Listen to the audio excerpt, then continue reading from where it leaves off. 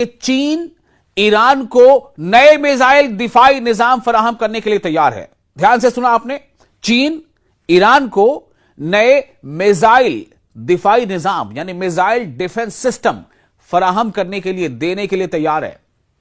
अब जब देने के लिए तैयार है, यह खबर आ गई, इसका मतलब क्या है आप समझ सकते हैं कि फिर कहां तक मामला चल चुका होगा। और यह कहां से आ रही है खबर? अमेरिकी इंटेलिजेंस जायजों के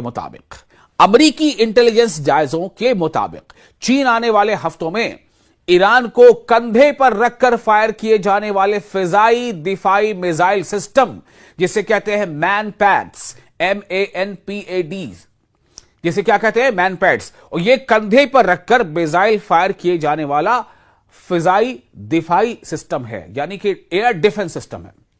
यह फराहम करने की तैयारी कर रहा है। और यह बात कौन कह रहा है, यह रिपोर्ट कौन दे रहा है? यह खुद अमेरिका की इन्वेस्टिगेशन एजेंसी है, वो यह बता रही है, अमेरिकी इंटेलिजेंस एजेंसी के मुताबिक ये खबर है। अब आप सोचें तो इससे क्या फर्क पड़ सकता है। यह बात 11 अप्रैल को CNN ने भी रिपोर्ट की है। देखिए, मैं कोशिश ये करता हूं कि जहां तक आपको खबरें दूं तो उसका जरिया क्या है, कहां से खबर हमने ली है, या कौन सी एजेंसी है, किसके हवाले से रिपोर्ट आ रही है, तो यह आपको बताना जरूरी होता है। इसके जवाब में वॉशिंगटन में चीनी सिफारत खाने के तर्जुमान ने इस रिपोर्ट की तरदीद की है। ठीक है, चीन ने कहा कि नहीं, हम ऐसा नहीं करने जा रहा। लेकिन यह रिपोर्ट कौन दे रहा है? मैंने फिर से बताया कि अमेरिका के इंटेलिजेंस रिपोर्ट के मुताबिक ऐसा होने जा रहा है। तर्जुमान ने कहा है कि चीन ने कभी भी तनाजे में शामिल किसी फरीक को हथियार फराहम नहीं किए, जेर बहस मालूमात दुरुस्त नहीं है। उन्होंने एक फॉर्मेलिटी निभा दी। बहरहाल, तो जो कंधे पर रखकर फायर किए जाने वाला मिसाइल फिजाई डिफेंस सिस्टम है, जिसे शॉर्ट में कहते हैं मैनपैड्स, MANPAD।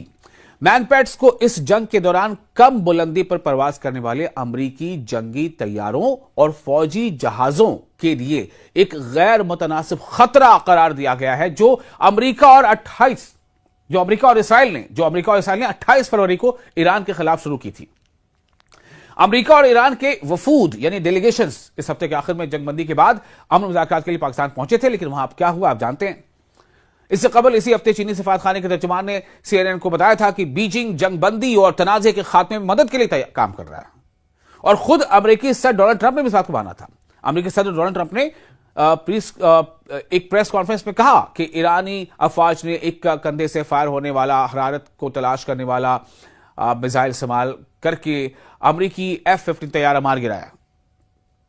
पिछली रिपोर्ट्स में कहा गया था कि चीन ईरान को जदीद सेंसर सिस्टम्स और रडार्स भी फराहम कर रहा है, जैसे YLC-8B, जो स्टेल्थ तैयारों का सुराग लगाने और इलेक्ट्रॉनिक निगरानी करने की सलाहियत रखते हैं। स्टेल्थ तैयारे मतलब ऐसे फाइटर जेट्स जो आसमान में उड़ते हैं तो वो दिखाई नहीं देते, यानी दुश्मन के जितने भी सिस्टम्स हैं, रडार सिस्टम्स, उनको वो नजर नहीं आते, वो ट्रैक नहीं कर पाते, जैसे लगता है कि वो आसमान में है ही नहीं, वो दिखाई नहीं देते और बम गिरा देते हैं। तो ऐसे मिसाइल, ऐसे जो जेट है, फाइटर जेट, उनको भी ये मार गिरा सकता है। कौन? YLC-8B पता लगा लेता है। तो ये सिस्टम, ये पिछली रिपोर्ट्स में कहा गया था कि चीन ईरान को जदीद यानी मॉडर्न सेंसर सिस्टम्स और रडार्स भी फराहम कर रहा है, जैसे कि YLC-8B, जो स्टेल्थ तैयारों का सुराग लगाने और इलेक्ट्रॉनिक निगरानी करने की सलाहियत रखते हैं। उधर अमेरिकी इंटेलिजेंस के मुताबिक अमेरिका और इसराइल के 5 हफ्तों के मुसलसल हमलों के बावजूद ईरान के पास अब भी हजारों बैलिस्टिक मिसाइल मौजूद हैं। हजारों बैलिस्टिक मिसाइल मौजूद हैं। किसकी रिपोर्ट है? अमेरिकी इंटेलिजेंस रिपोर्ट है। अमेरिकी इंटेलिजेंस रिपोर्ट के मुताबिक अमेरिका और इसराइल के 5 हफ्तों के मुसलसल हमलों के बावजूद ईरान के पास अब भी हजारों बैलिस्टिक मिसाइल मौजूद हैं, जिन्हें वो जेरे जमीन जखीरा गाहों से लॉन्चर्स निकालकर इस्तेमाल कर सकता है। यह बात वॉल स्ट्रीट जर्नल ने रिपोर्ट की है। अमेरिकी वजीर जंग, जिन्हें वहां कहा जाता है वॉर सेक्रेटरी, अमेरिकी वजीर जंग पीट हेग्सेथ ने इस हफ्ते सहाफियों से बात करते हुए कहा था कि अमेरिका इसराइल की बमबारी मुहिम ने ईरान के मिसाइल प्रोग्राम को अमलन तबाह कर दिया, मतलब लगभग खत्म कर दिया, और इसकी फौज को कई सालों के लिए गैर मौसर बना दिया है। ताहम वॉल स्ट्रीट जर्नल के मुताबिक अमेरिकी हुकाम का कहना है कि ईरान जंग के दौरान तबाह या जेर जमीन दफन होने वाले कई लॉन्चर्स को दोबारा निकाल या मरम्मत कर सकता है। चीनी बयान में मजीद कहा गया, चीन का भी बयान आया कि एक जिम्मेदार बड़ी ताकत के तौर पर चीन हमेशा अपनी बैन अल-अक़वामी जिम्मेदारियां पूरी करता रहेगा।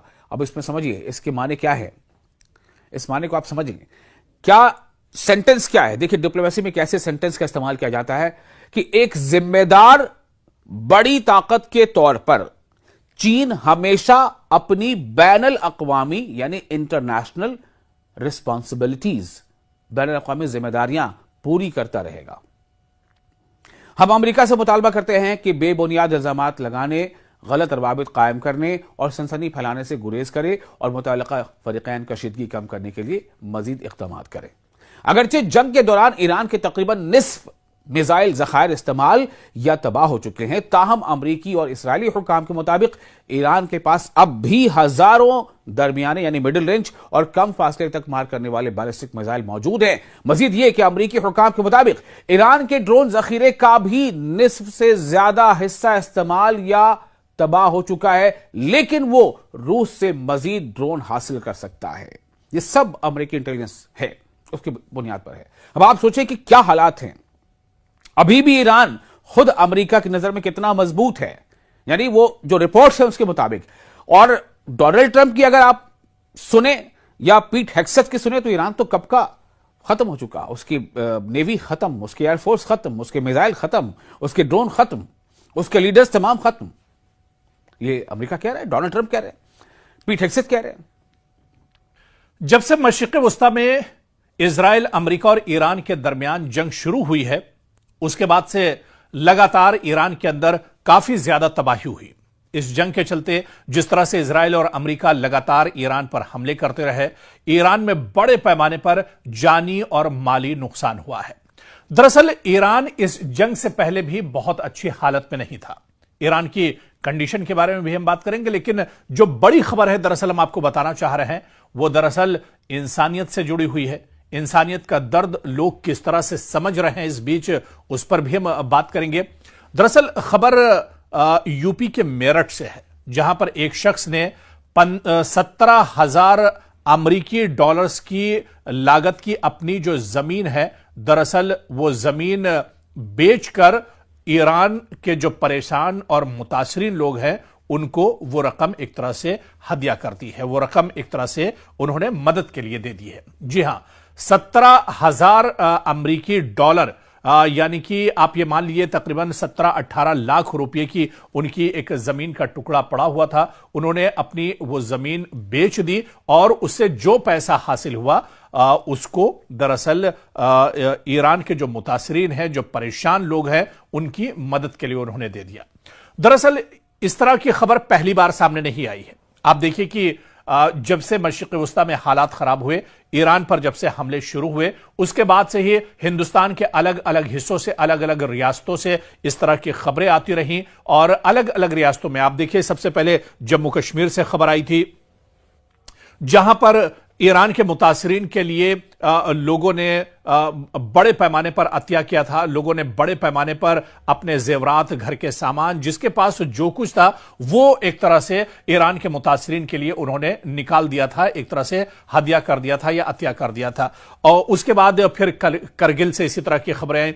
करगिल से तो बल्कि इस तरह की चौंकाने वाली खबरें आई जहां पर लोग हर तरह से ईरान के मुतासरीन की मदद कर रहे थे। वहीं पर एक शख्स ने अपनी जो मुर्गी दरअसल पाल के रखी थी उसकी बोली लगा दी थी, और उस मुर्गी की बोली तकरीबन 1.25 लाख रुपये लगी थी। और उस मुर्गी की नीलामी से जो पैसे निकल कर आए थे वो ईरान के मुतासरीन के लिए एक तरह से उन्होंने दिए थे। और इसी तरह से करगिल में ही एक और खबर आई थी लद्दाख से, जहां पर एक शख्स ने एक अंडे पर बोली लगाई थी और उस एक अंडे की कीमत तकरीबन 25-26 हजार रुपये लगी थी। उस अंडे की बोली से जो पैसे मिले थे वो ईरान के मुतासरीन की मदद के लिए उन्होंने दरअसल दे दिए थे।